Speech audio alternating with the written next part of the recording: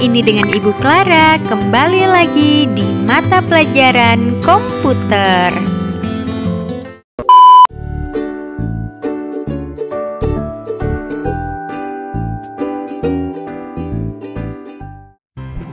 Komputer merupakan sebuah teknologi yang hampir digunakan dalam segala bidang pekerjaan. Contohnya seperti bidang pendidikan, kedokteran, pertahanan, dan masih banyak lagi. Namun, bagaimana sih sejarah dari komputer itu sendiri? Dalam perkembangannya, komputer sendiri memiliki 5 generasi yang berbeda.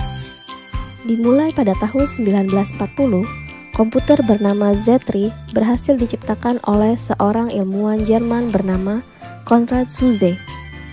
Komputer ini digunakan untuk mendesain aerodinamika pesawat tempur Jerman. Namun sayang, komputer tersebut hancur akibat serangan bom sekutu. Beralih ke pihak sekutu, pada tahun 1943, sebuah komputer bernama Colossus berhasil diciptakan oleh Tommy Flowers. Komputer besar ini dapat meretas strategi perang Jerman hanya dalam hitungan jam. Colossus juga dipercaya telah membawa kemenangan sekutu pada Perang Dunia Kedua oleh sejumlah ilmuwan. Mulai dari sinilah banyak perusahaan yang akhirnya ikut mengembangkan teknologi komputer. Hingga akhirnya memasuki generasi kedua, di mana vacuum tube dalam komputer mulai tergantikan dengan transistor.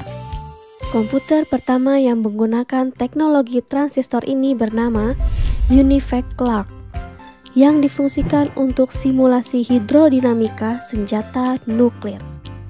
Namun seiring berjalannya waktu, peneliti menemukan kelemahan dari transistor yang dapat merusak komponen dalam komputer.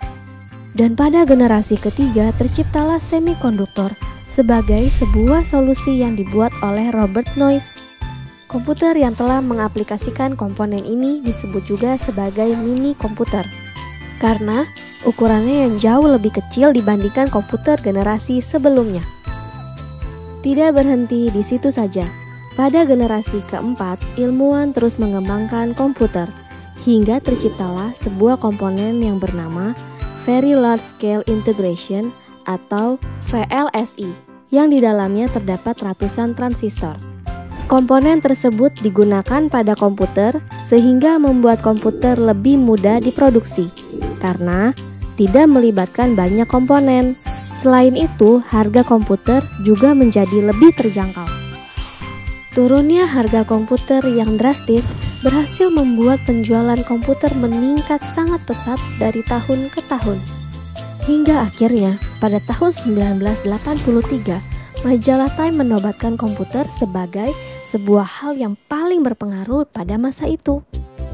Memasuki generasi kelima, perkembangan komputer masih terus berlanjut. Hebatnya lagi, sekarang para ilmuwan sedang mencoba mengembangkan komputer yang dapat memiliki pikiran layaknya manusia. Dan mungkin komputer-komputer dalam film fiksi pun bisa terrealisasi dalam kehidupan kita nantinya. Itulah sejarah dari perkembangan komputer. Semoga informasi tadi bermanfaat ya. Sampai jumpa. Jangan lupa subscribe ya. Terima kasih loh udah nonton video ini. Bye-bye.